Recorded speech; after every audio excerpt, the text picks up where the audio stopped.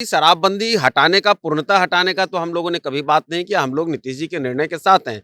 लेकिन एक जो जहाँ ज़रूरत होती है, जो जिससे हमको कई स्तर पर घाटा हो रहा है, तो उसकी एक बात जो मांझी साहब को लगा, उन्होंने वहाँ पर वो बात रखी। अंतर्राष्ट्रीय पर्यटकों के आने के बाद उनको जो दिक्कतें होती हैं और वो जो उनसे साझा लोग करते हैं, जो आप लोग को भी कुछ समझ में आता होगा, बातें जब होती होंगी, तो उनकी दिक्कतों को उन्होंने वहाँ पे रखने का काम किया कि कुछ ऐसा होना चाहिए जिसमें कि हमारे अंतर्राष्ट्रीय पर्यटकों को भी सहूलियत हो।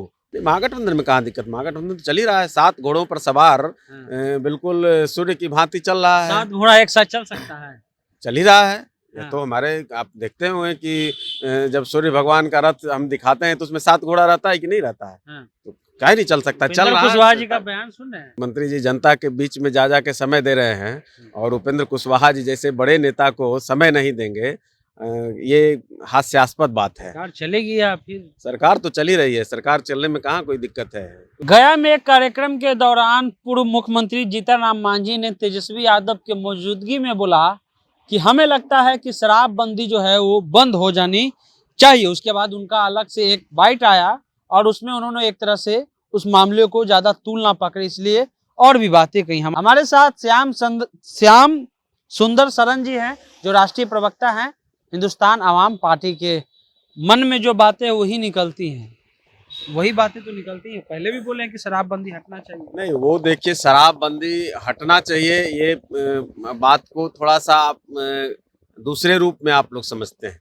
वो उन्होंने जो कल भी कहा है, तो उन्होंने पूरी तरह से शराबबंदी का जो हटने वाली बात है वो नहीं कहा है। उन्होंने एक दूसरा कहा, चूंकि वो जो पर्यटन मंत्रालय के अधीन वो कार्यक्रम हो रहा था, तो वो अंतर्राष्ट्रीय पर्यटक जो हमारे बिहार में आते हैं, एक बड़ा पर्यटन का जरिया है। बोधगया हो, राजगीर हो, वाल्मीकि नगर का इलाका हो, तो ये जो अंतर्राष्ट्रीय पर्यटकों के आने के बाद उनको जो दिक्कतें होती हैं और वो जो उनसे साझा लोग करते हैं, जो आप लोग को भी कुछ समझ में आता होगा, बातें जब होती होंगी, तो उनकी दिक्कतों को उन्होंने वहाँ पे रखने का काम किया कि कुछ ऐसा होना चाहिए जिसमें कि हमारे अंतर्राष्ट्रीय पर्यटकों को भी सहूलियत हो, उनको दिक्कत न हो, ताकि वो यहाँ रुक सके।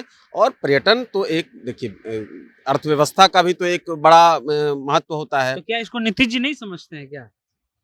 निश्चित रूप से समझते होंगे, नहीं समझते हैं ये कैसे हम कह सकते हैं। वो तो कहते हैं कि बाहर वाला आएंगे, यहाँ दारू पीने आता है तो हम काहे उनको, हमको दारू पीने के लिए यहाँ नहीं बुलाने किसी को। देखिए, वो उनकी अपनी बात है। मांझी साहब ने जो कहा वो अपनी बात है। लोकतंत्र में एक स्वस्थ परंपरा के अनुरूप मांझी साहब अपनी बात कहते हैं।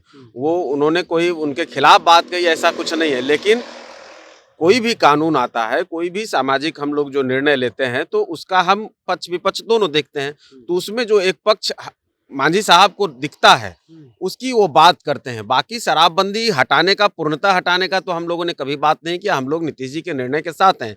लेकिन एक जो जहाँ जरूरत होती है, जो जिससे हमको कई स्तर पर घाटा हो रहा है, तो उसकी एक बात जो मांझी साहब को लगा, उन्होंने वहां पर वो बात रखी। कई बार ऐसे सवाल किए जाते हैं कि मांझी जी फ्लो में तो बोल देते हैं, लेकिन उसके बाद उनको उस बयान पर जो है वापस लेना पड़ता है। पिछले कई इतिहास से, कई बयानों का इतिहास है। एक चीज सच्चाई है कि शराबबंदी जो है पूरी तरह से लागू तो है नहीं, और ज्यादातर जो लोग इसमें परेशान हैं वो SC ST कम्युनिटी के ही हैं, पिछड़े वर्ग के लोग। देखिए, मांझी साहब फ्लो में बोल जाते हैं, वापस लेते हैं, ऐसी बात नहीं है। हाँ। वो गंभीरता से जहाँ जाते हैं, लोगों की जो बात आती है, देखिए, जो नेता होते हैं, तो नेता जनता के साथ बैठते हैं, उठते हैं। जनता का जो डिमांड आता है, जनता का जो दिक्कतें उनके साथ हैं, वो उनसे साझा करते हैं।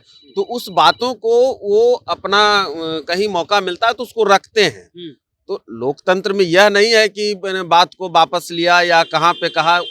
जनता की जो जरूरत है और जो दिक्कतें हैं, उन चीजों में जो समझ में आती है बात, आप चूंकि सवाल उस पर करते हैं तो उस पर वो जवाब दे देते हैं, ये बात है। आपने दिक्कतों की बात की, महागठबंधन में क्या दिक्कत चल रहा है? महागठबंधन में कहाँ दिक्कत, महागठबंधन तो चल ही रहा है। 7 घोड़ों पर सवार बिल्कुल सूर्य की भांति चल रहा है। 7 घोड़ा एक साथ चल सकता है? चल ही रहा है।